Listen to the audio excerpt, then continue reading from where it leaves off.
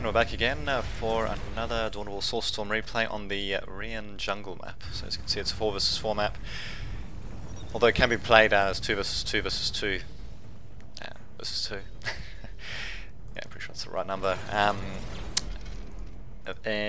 Or it could be played, I suppose, as a free-for-all. But in my opinion, 4 vs 4 is its best configuration. Basically, yeah, we have this right team versus left team. Everyone except for Matmo has gone random. There's Matmo right there, so he's the guy who submitted this particular replay. And yeah, this is also the last replay I have submitted by him. Got my own replays as well that I might be commentating on at some point. We'll just see what happens.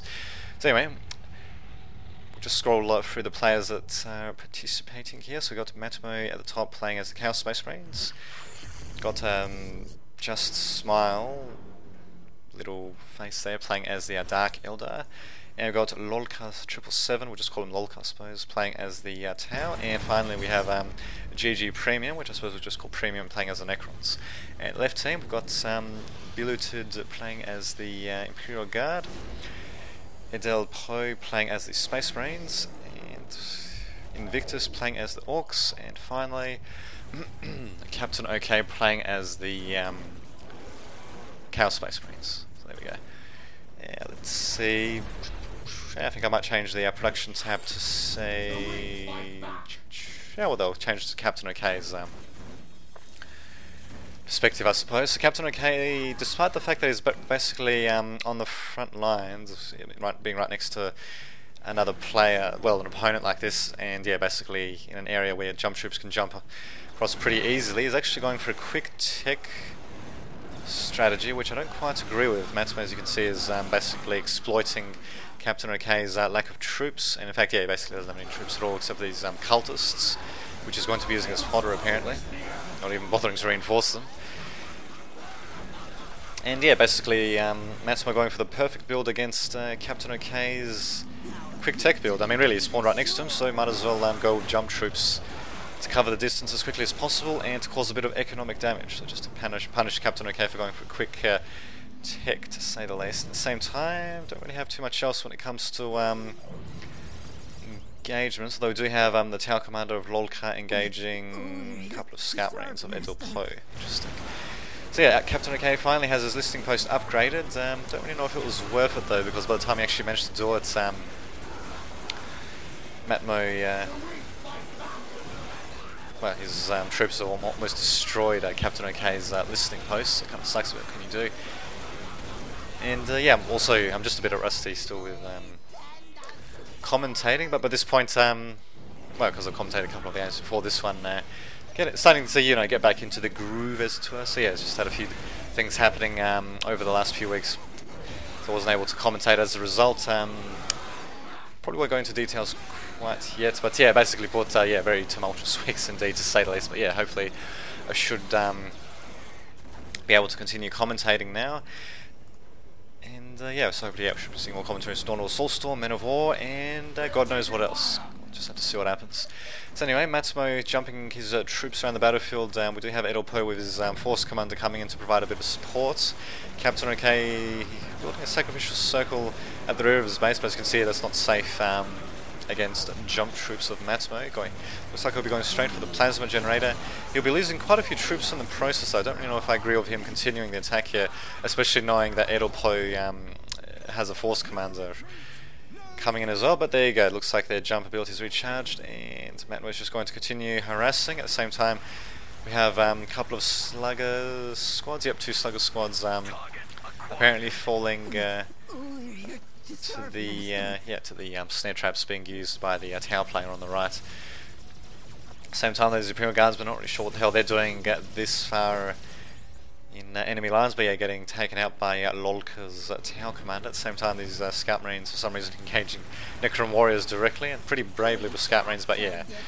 Thingy-majingy, what was it this time? Edel Poe, that's right. Edel Poe basically retreating them, and this listing post doesn't look like it's going to get constructed for Biluted. It's very unfortunate. And yeah, it looks like now Invictus is going to fall prey to Matmos's Chaos Predators. Sorry, not Chaos Predators, Chaos Raptors. We do have a few Slugger Boys coming in to try to do a bit of damage, but yeah, as you can see, because they walk so damn slowly. Yeah, by the time they get there, Matmo's just going to jump to what is it? Edelpo's base instead. So yeah, Matmo doing a pretty good job harassing actually. And is he at tier 2 yet? Nope, he's going to tier 2 just now. So yeah, quite doing a bit of harassments though, but as you can see, overall, the middle is a bit hard to tell really. I'd say for the time being it appears to be in the hands of the right team, but that could change though, that could change. So what do we have here? No problems. Not really sure what the hell that was in relation to, but yeah, a bit tricky to keep track of, you know, what's happening all around the map. I suppose at the moment though, the only significant battles we're seeing are Matmo's troops harassing that. Although here we go, we finally have a contingent of Necron warriors and the good old-fashioned Necron Lord coming in as well, using the teleportability to get straight into the fray. So here we go. These this combination of listening post and heavy bolter turrets not going to be able to do too much. Looks like what's his name, GG Premium, going with the solar pulse ability. Rather researching that for his Necron Lord and doing the damage that takes Precision Seer. Just one single swipe. Just to show you how much he doesn't like that take Precision Seer, but just to also show he doesn't like the buildings around Dissipation too much either. So yeah, basically managing to destroy the entrance to Billeted Base. I'm surprised he actually clustered his buildings like that. Well, then again, I suppose he didn't necessarily know he was going to go up against a Necron opponent, which could basically negate all their ranged damage. But still, yeah, even with his turret placement, he had a missile turret in front of a regular heavy bolter turret, which normally you don't want to, you know, there's no point really in having that. I mean, it's got a longer range than the heavy bolter turret, so you'd want to have it behind it. But what can you do? In any case, there goes the Take Extension Seer, dying rather dramatically. I think we've also got a third Necron Warrior squad, or maybe they might have been there before, I just didn't notice them. But in any case, yeah, looks like Premium's Necron Warriors army has swelled a bit, but Billeted does have a Hellhound out, and we don't have any anti-vehicle. Oh, there we go. We do have the Tower Commander arm. It's interesting. I thought it was actually upgraded with something, but apparently not. Yeah, in any case, yeah, we do have the Tower Commander doing a bit of anti-vehicle damage, as well as these Necron Warriors as well. Doing a bit of damage to this Hellhound. Billeted's going to want to get it out of there as quickly as possible. Speaking of which, Matmo continuing to reinforce the Grey Knights, though, coming in to try to save the day. Maybe. And yeah, probably Edward will probably want to spend just a few paltry resources on a couple of minefields here and there, just so that, you know, jump troops like Matmo's Chaos Raptors can't, you know, get around that easily. But anyway, just have to see what happens. Invictus coming in to help Billeted out. They don't think it's going to do too much good, though, given that his sluggers aren't going to be able to do too much against that horde of Necron Warriors, though. And yeah, it looks like we've also got that flare trap being set off. We do have a big mech as well, but yeah, the sheer amount of Necron Warriors that are basically just standing still and firing at these orcs, yeah, just going to make any sort of real defense next to impossible, especially with the Necron Lord still being at next to full health. Tower Commander still continuing to shoot. I don't know why it wasn't upgraded with a missile launcher or plasma, not plasma rifle, or a heavy flamer yet, but what can you do? Speaking of which, looks like Captain OK has gone up to tier 3. He's got a Demon Pit out, going to go for plasma generators, getting the Demonic Fire research as well for his possessed ones, which are already out in the field. And Matmo continuing the assault of his Hell Talons though, and yeah, as you can see, Captain OK's turret unfortunately not being upgraded to a missile turret in time. And the thing with missile turrets is, yeah, they actually do pretty good amounts of damage to air targets, I'm pretty sure, and vehicle targets in general, but they especially seem to be effective against against aircraft units. Speaking of which, Matmo probably wants to concentrate his fire on that heretic, but I suppose his Chaos Raptors will do that. As Smargas saying previously saw, which is pretty much what it's going to turn into, given that Billeted is pretty much out of the running, especially with wow, masses of knobs coming in. Also, actually, never mind, it's not a tier 3 just yet, but yeah, massive amounts of knobs. Is going to be upgrading, or rather, he's going to be adding the knob leader as well, and yeah, generally, it's going to spell the end of Premium's Necron Warriors, I suppose. I don't know why actually he's not teleporting them along with his Necron Lord out, so wow. Also got a couple of Immortals coming in. Grey Knight, I think, was just trying to charge them right there. There we go. Managing to knock them around a bit. So yeah, it looks like Premium will be forced to retreat. Yep, his Immortals retreating now. Don't know why his Necron Warriors are hanging around, but yeah, he should be teleporting them back as well. His Necron Lord presumably doesn't have any energy left, or rather his teleport ability didn't recharge, but there we go, finally managed to teleport him out there as well. But the damage has certainly been done though, and speaking of which, wow, these stealth suits have actually been managing to fire the entire time. Looks like they've been upgraded with fusion blasters as well, so they'll eventually destroy this field command. Wow, and all these forces are just retreating. I don't know why exactly they're doing that. We need to be seeing some sort of detection very soon. I mean, Billeted, he's got the field command upgraded to tier 2, so you'd think he could use a scan ability just to reveal these stealth suits. This is a massive, massive blunder by Billeted. I don't know what the hell he's doing there. I mean, had all these troops here who were basically hanging around doing nothing. He just needed to use the scan ability once. I mean, these troops are clustered together, so one single scan ability combined with the amount of troops shooting them on them should have been able to decimate what appears to be 2 squads of stealth suits before that Lolk guy could react. But yeah, they're just deciding to abandon Billeted, and the rest of the left team deciding to abandon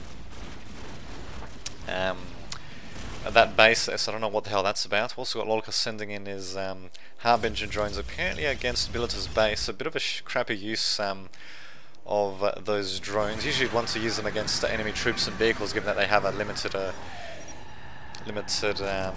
lifetime if they're produced by that drone Harbinger, which appears to be the case. But anyway, there goes Billeted. And yeah, the rest of the left team is probably going to fall very quickly. Wow, actually Matmo managing to use that toxin bomb, biotoxin bomb I think it is, on the possessed Chaos Space Marines, also spreading to these sluggers there, and we've also got the Obliterators and a Heretic coming in as well. Wow. No, Lever indeed, yeah, well, you make massive blunders like that. I don't know what the hell he was thinking doing that. Oh well, what can you do? But yeah, in either case, Invictus coming in with massive amounts of knobs. I don't know what the hell he's doing there. He seems to just be moving them around for no particular reason. Oh, speaking of which, okay, that's what it is. Torch Tramper being used as well by the Homunculus of Just Smile. Try to delay the knobs a bit there, but I suppose, yeah, they will delay the knobs a bit. There we go, speaking of which, we have the possessed Chaos Space Marines being used as well. He's going to want to get them out of there though, given that we also have this Soulstorm ability being used as well. That's something that you don't see too often, actually.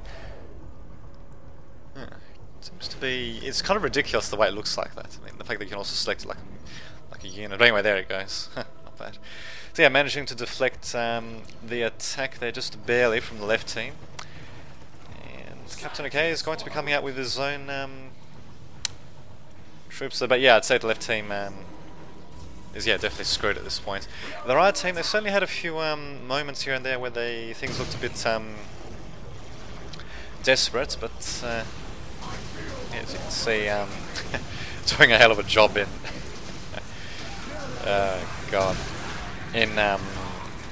yeah, basically blasting the crap out of the left team's forces. There's this Chaos Space Marines being turned against each other as the Archon squad uses that Crucible of Malediction ability. We've also got Warp Beasts coming in to assist as well. I think actually that this Archon squad was temporarily demoralized, but yeah, it looks like they managed to snap out of it. And what the hell was that? It's a rather strange effect there, but anyway, yeah, managing to clear out those forces there. Yeah, left team is certainly going to have to pull a miracle to get anything done here, to say the least. Yes, and yeah, quite a bit of it. Their current situation, yeah, would be due to the fact that, yeah, they really should have had proper detection out for the attack on what's his name?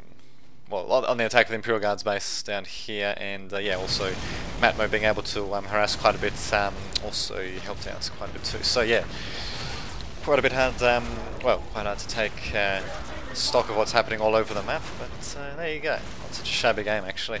Last time I commented on this map was when I had a free-for-all on this map, I was actually hoping for a 4 vs 4, but when I joined a 4 vs 4 server on this very map, I can't remember what happened. I think one or more players just lagged out or something from the beginning, or they desynced or something. But yeah, then when I joined a different server, it was called free-for-all, and yeah, what can you do? But anyway, there goes the left team. Let's have a look. Blah blah blah. Screw it. I suppose you could have been reading those messages while I was commentating and trying to concentrate on the action that was happening instead. So yeah, last few bases falling there, and yeah, not such a shabby little map actually, this Urian jungle for 4 vs 4s. But yeah, you definitely don't want to play a free-for-all on that, that's for sure. Just gets into one big grind really at the end. But anyway, so yes, good game to all players, and this has been Dame to the Vid, signing off.